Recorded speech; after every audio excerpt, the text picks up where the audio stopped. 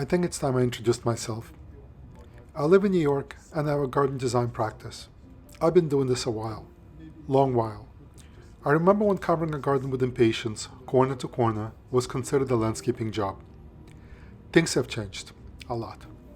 Taste and clients' needs are different from what they were, and adapting to current demands takes some work. I spend a good part of my day behind the wheel of a car, going from project to project. New York is a big city, and distances are great. Whenever there's a window in my schedule, I try to get away. I love visiting gardens. Seeing plants in beautifully designed spaces inspires me.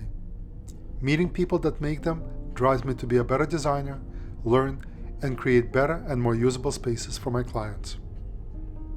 But when I drive to see a garden, I can't help but to feel a sense of excitement, even if the destination is not a new one. Sometimes stops along the way hold surprises. In December, I set out to visit some of my favorite spots in Florida. My first stop was Naples Botanical Garden on the west coast of Florida. It's an easy hour-and-a-half drive across the Everglades National Park from Fort Lauderdale. Cityscape quickly gives way to the flat plains of the Everglades. I pulled over at the first rest stop to stretch my legs and was immediately greeted by bird calls.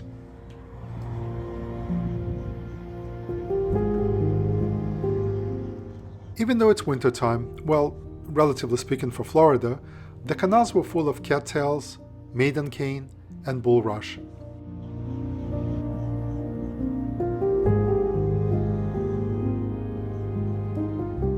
Yellow water lilies were bobbing on the surface, with schools of small fish nearby, ready to dart into the rocks for protection. No doubt there are bigger fish in this pond.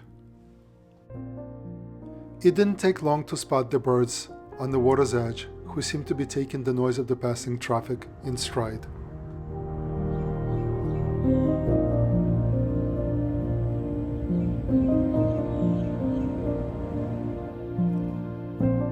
As this is a national park, signs alerted me to what I can expect to see in the Everglades. Definitely not your typical rest stop situation of the Northeast Corridor.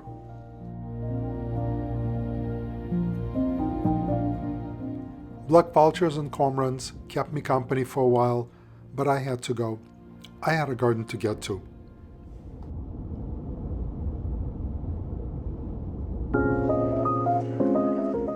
If the parking lots are any indication of things to come, this was going to be an amazing garden. A small confession of sorts is due before we go much further. I live and work very much in a modern world.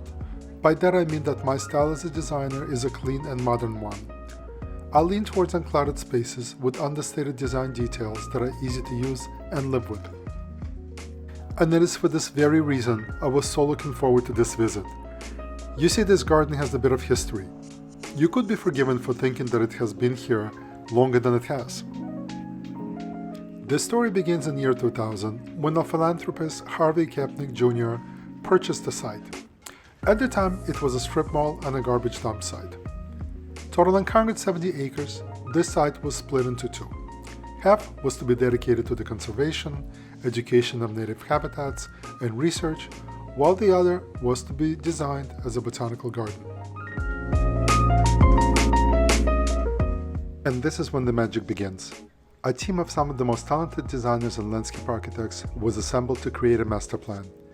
Alan Getz, Ted Flato, Raymond Jungles, Herb Schall, Robert Truskowski, and Made Wijaya, dubbed the Dream Team by the Miami Herald, worked together on creating a botanical paradise showcasing plants and gardens of the tropical subclimate zone. The garden opened to public in 2009.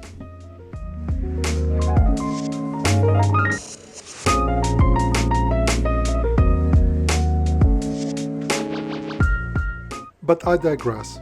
The reason this garden is so important is because it began its existence with a modern approach to design. There are not a lot of botanical gardens out there whose design DNA is modern. But enough about that. Let's go take a look at the garden. From the moment you will enter the garden, there will be no question in your mind about the architectural style. No prior design experience is needed. It's modern. Displaying plants on horizontal backdrop, gives them a unique look and something a home gardener that aspires for a more updated look can implement in the garden.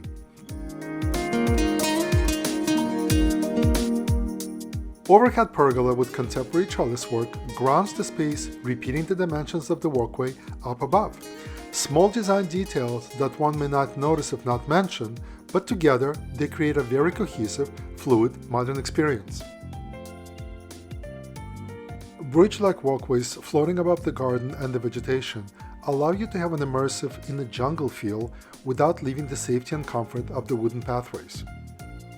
From the information desk, you can turn either direction to explore the garden, and there are several of them. There's a Brazilian, Southeast Asian, Caribbean, and Southwest Floridian garden for you to explore.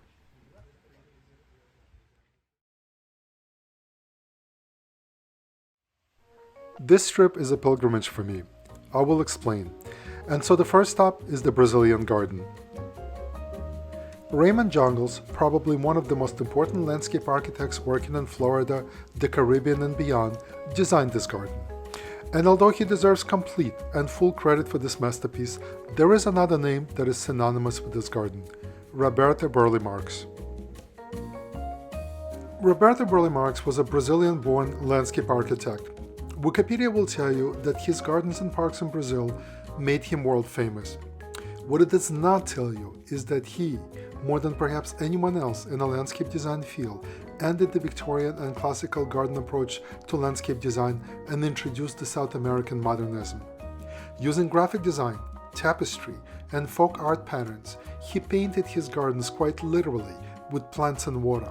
His legendary public projects, Copacabana Promenade in Rio, Gardens of the Ministry of Education, and Montero, just to name a few, influence and continue to inspire gardeners and designers worldwide. He launched more of us into the field of garden design and landscape architecture when we knew nothing of this field, but we knew that we wanted to do this.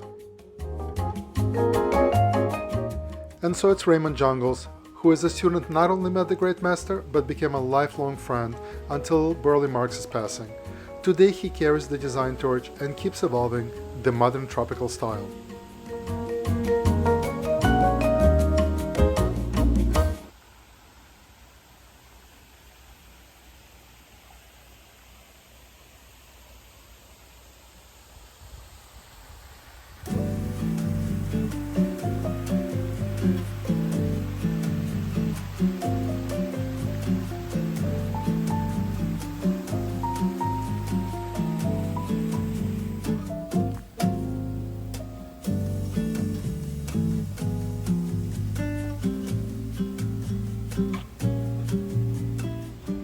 This garden, in a way, is a tribute to Roberto Burle Marx. A mural by the maestro himself was donated by Raymond Jungles, and it is the centerpiece in this garden.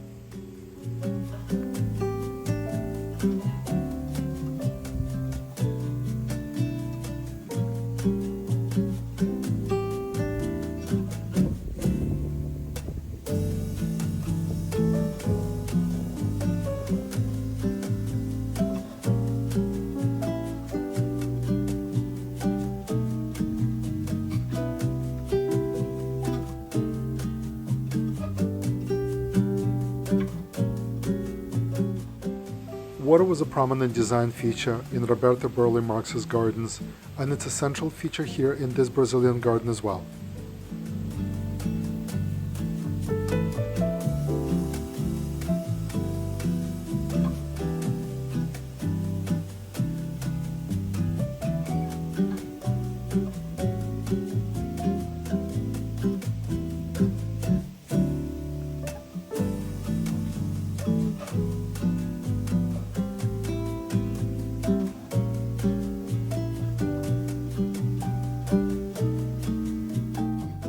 Throughout the garden, there are beautiful color echoes. Here, bromeliads across the water surface with leaves in yellows, oranges, and reds are reflected in the foliage of the giant Amazon water lily pads floating in the water.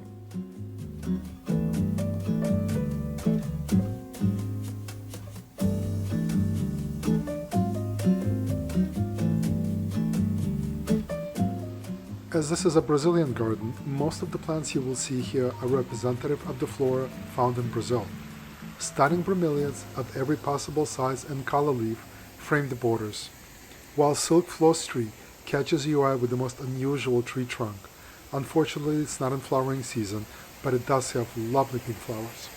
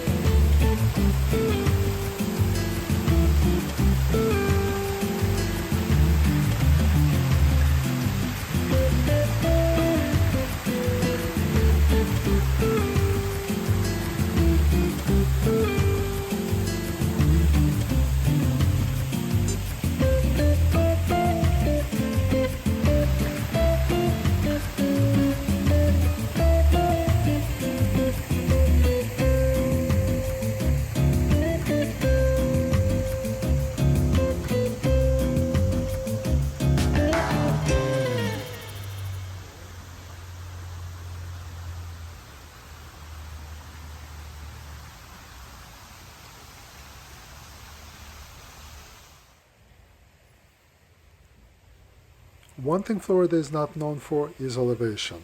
When the garden was built, as part of the design, a giant lake was dug. All the extra soil was used throughout the garden to create different levels. Here in the Brazilian garden, it allowed the design team to create this multi-level waterfall, adding sound and movement to the water feature.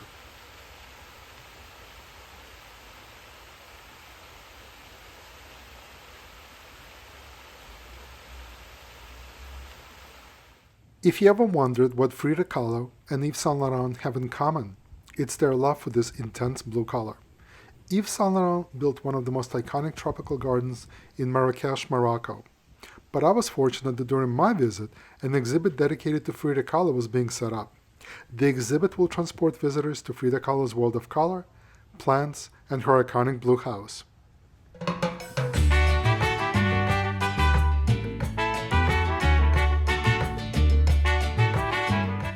One of the most overused tropical bedding plants, croton, shines here with its yellow and orange variegation against this Moroccan blue color.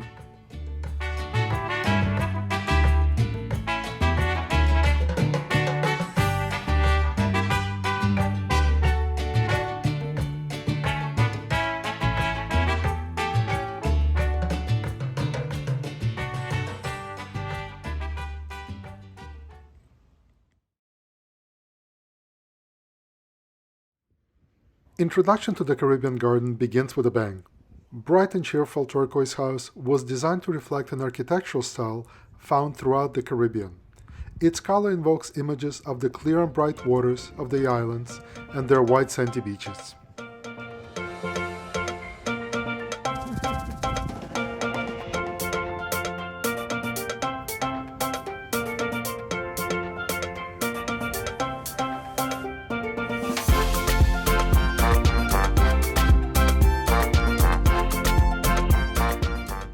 garden was designed by an internationally acclaimed landscape architect, Robert Truskowski.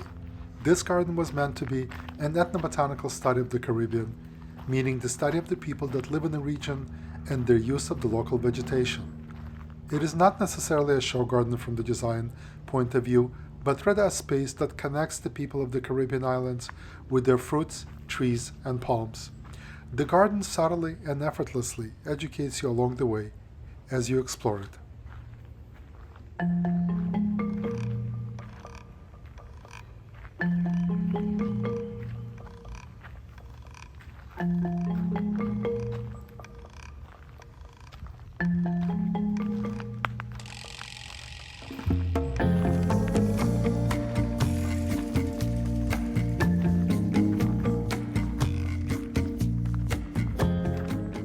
White sand mixed with crushed seashells gives this garden a wonderful crunchy sound. It's a clever design element that adds another dimension to your perception of the garden. You see the garden, but you also hear it. This multidimensional experience of coconut foliage fluttering in the breeze, sound of the beach underfoot, and a hammock inviting you to slow down all come together, forcing you to slow down and take this garden in.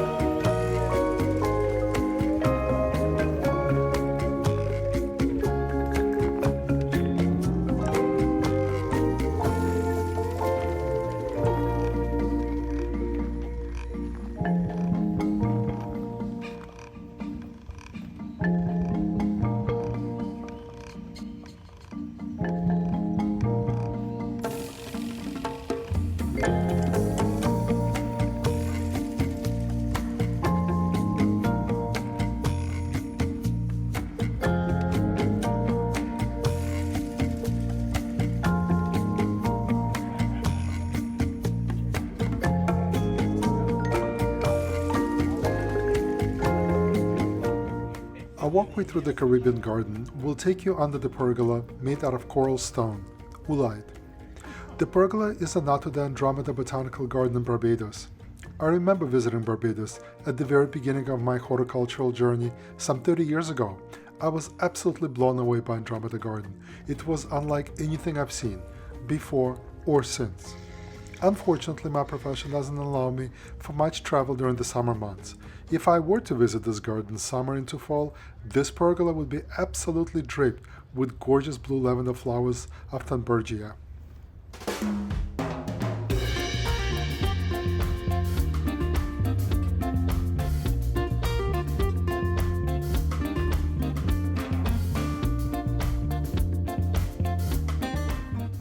A lot of the plants in this garden are not originally from the Caribbean.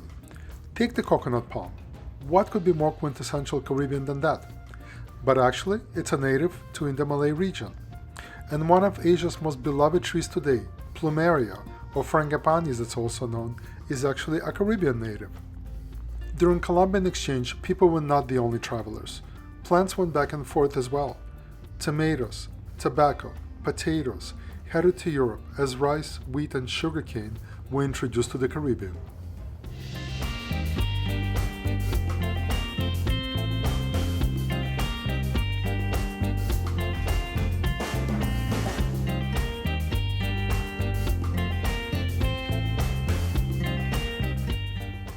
This lake was created, or rather excavated, with the help of Army Corps of Engineers.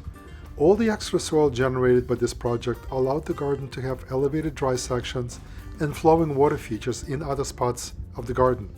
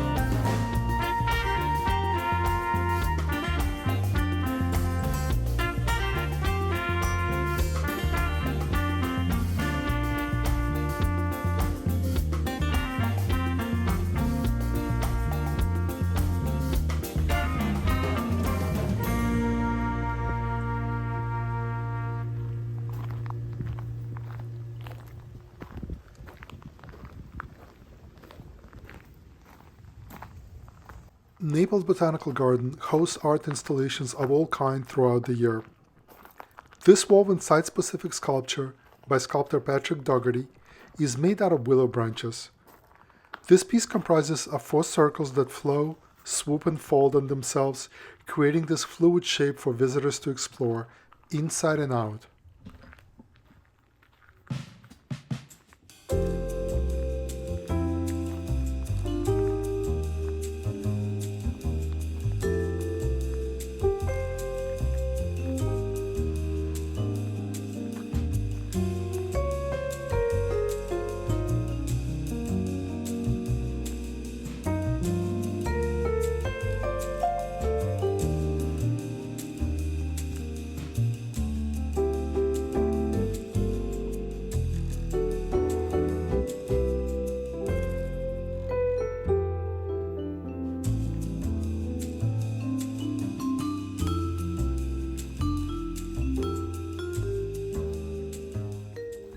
The Caribbean Garden is home to plumeria and palm border. Some of the palms are common to the archipelago, and others are endangered. Prehistoric cycads are also part of this collection. As you approach the turquoise Caribbean bungalow, you will see a mass planting of the bright red bromeliads. Reflecting every shade of the tropical sunset, they're a perfect color combination with the bungalow as the backdrop.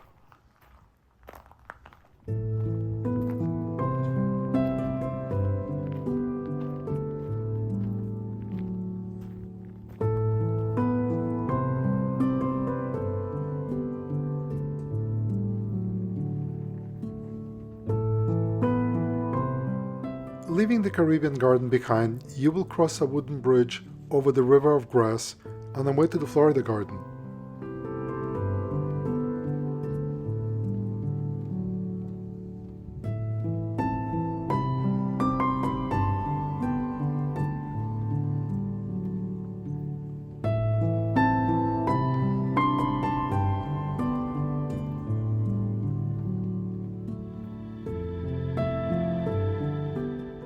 The purple uplights in the garden are in preparation for the night show. I returned to the garden the same day in the evening. I cannot begin to describe to you how different and festive the garden looked. I made a separate video of that visit.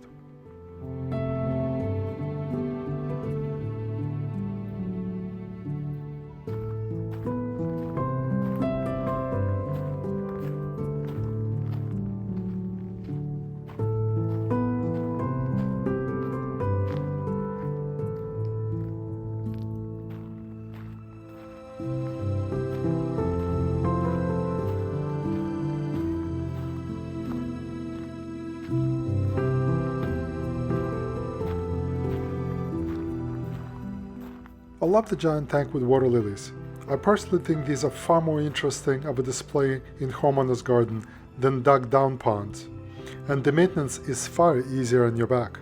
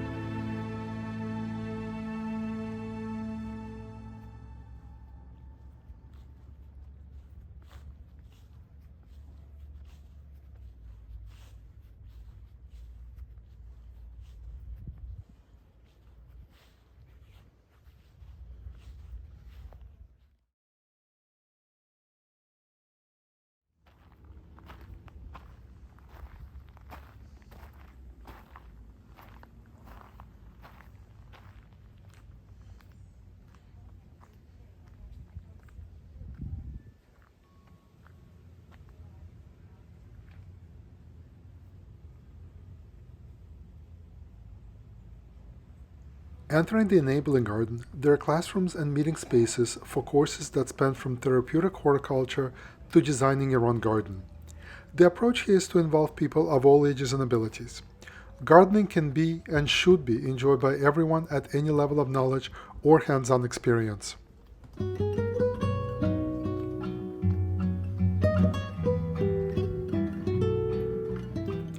Continuing through, you will enter the idea garden. These types of displays are very helpful to homeowners looking for ideas. It is sometimes difficult to translate what you see in a botanical garden into a manageable scale that would work in your space.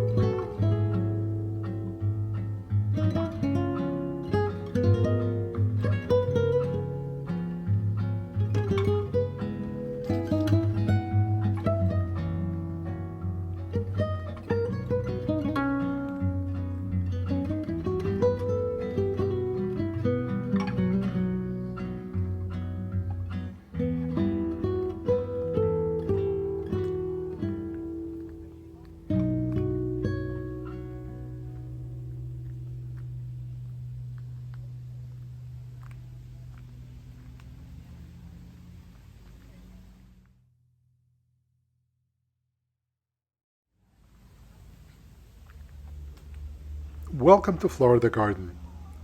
If Florida is a melting pot of people and cultures, then this part of the garden is a perfect representation of the state itself.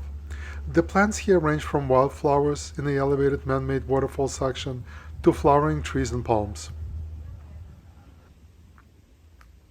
On my walk through Florida Garden, giant papier-mâché sculptures kept me company. They are installations by Mexican-American artist from LA, Ricardo Soltero. This particular one is La Catrina, and it's a nod to Diego Rivera, Mexico's famed painter's famous mural. The inspiration for this sculpture, La Friducha, is obviously Frida Kahlo. She proudly wore traditional costumes from different regions of Mexico and often decorated her hair with flowers, all are an acknowledgement of pride in her Mexican heritage. These elements are beautifully displayed in this sculpture.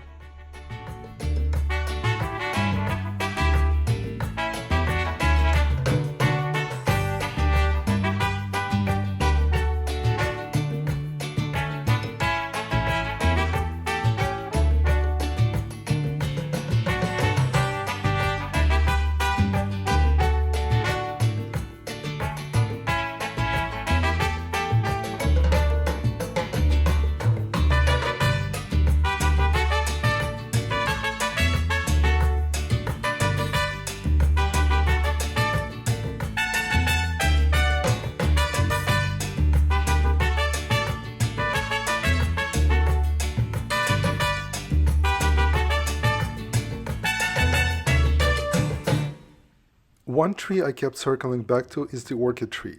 Native to India and China, it is considered an environmental weed in Florida, Cuba, Bahamas, and even as far as Australia. But I think if grown responsibly, this tree would be a beautiful addition to a tropical garden. Believe it or not, it can actually tolerate cold temperatures of 22 degrees Fahrenheit, that's minus 6 degrees Celsius. Right now it's its winter time and it's its downtime, but when it enters its flowering period, it is absolutely covered with gorgeous blooms.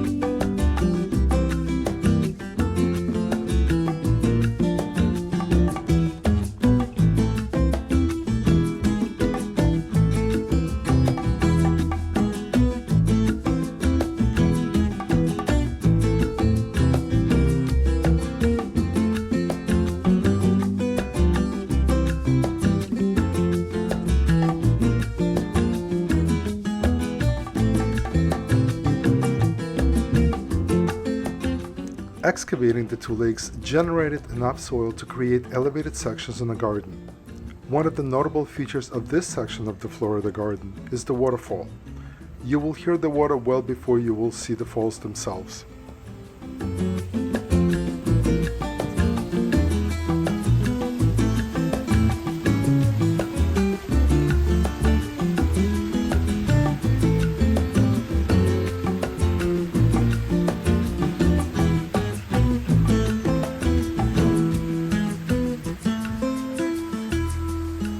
The water seems to gush seemingly right out of the earth itself, spilling into a peaceful little lake with tropical water lilies. Creating naturalistic waterfalls is an art, and this one is as good as they come. Hard to imagine this is man-made.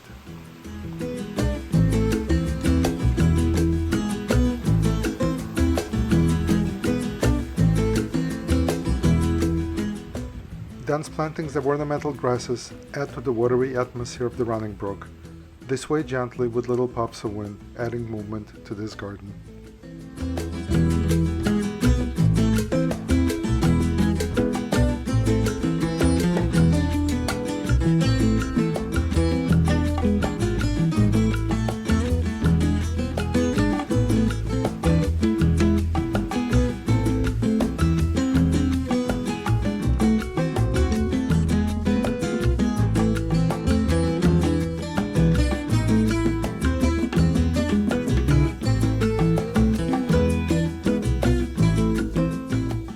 Leaving Florida Garden behind, you will make your way toward the succulent garden. Plants you will see here call Madagascar home, and some can be found in the exposed mountainous sides of the volcanic islands of the Caribbean. Succulents are an interesting group of plants.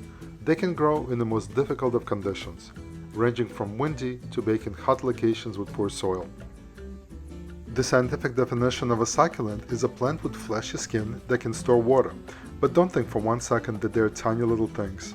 Baobab tree is the largest member of this group, with every conceivable shape and size in between.